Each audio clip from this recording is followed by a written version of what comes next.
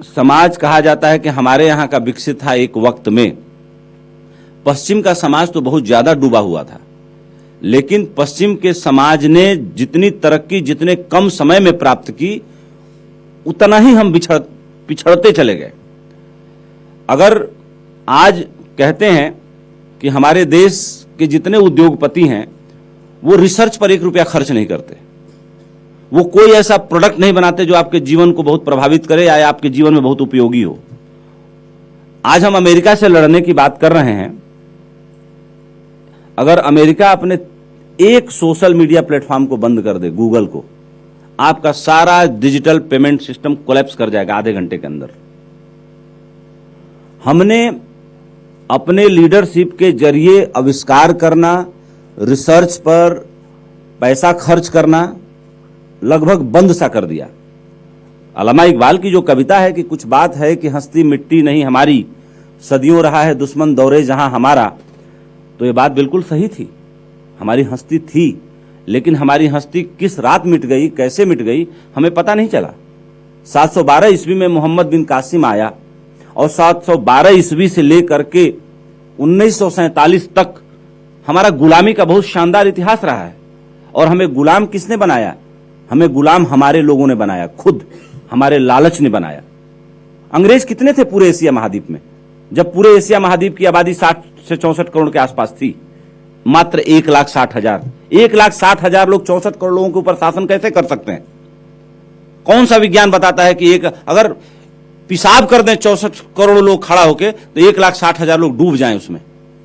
लेकिन उन लोगों ने शासन ही नहीं किया, मान मर्दन भी किया।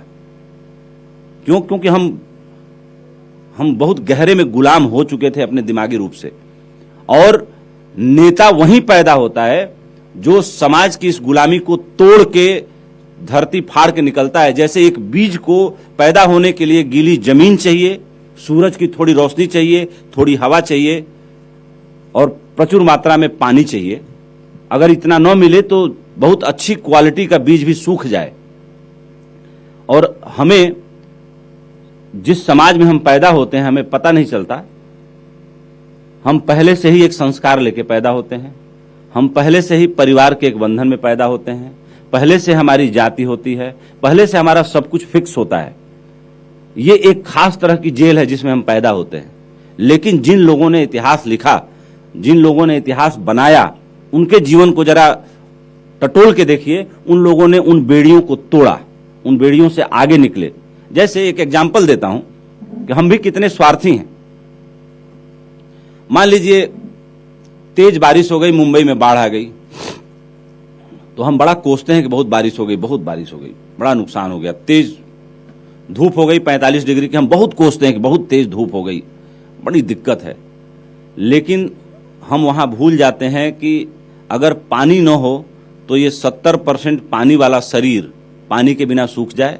अगर पानी न हो प्रचुर मात्रा में तो किसान की फसल सूख जाए। जहां हमारी जरूरत है उतना तो हम एक्सट्रैक्ट करना चाहते हैं इस नेचर से, इस प्रकृति से, इस परमात्मा से।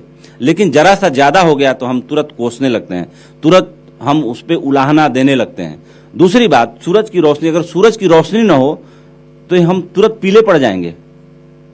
फसल उसल की तो छोड़िए, हमारा शरीर 72 घंटे के अंदर पीला पड़ जाएगा और हम 80-90 घंटे के अंदर सूरज की रोशनी न हो तो हम मर जाएंगे। ये विज्ञान कहता है, फिजियोलॉजी कहती है। तो कहने का मतलब यह है कि हमें हर चीज चाहिए जरूर, लेकिन अगर प्रकृति संतुलन बनाने के लिए पानी कहीं ज्यादा न फैलाए तो पानी फिर प्रचुर मात्रा में दे भी नहीं पाएगी।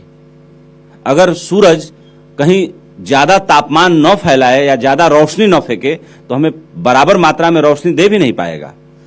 तो हम खुद अपने स्वभाव में इतने स्वार्थी हैं, इतने क्षुद्र हैं कि जिससे हमारा जीवन संचालित होता है, हम रोज उसको भी कोसे बिना नहीं मानते, हम उसको भी आभार नहीं देते, हम आभार से नहीं भरे हुए हैं प्रकृति के प्रति।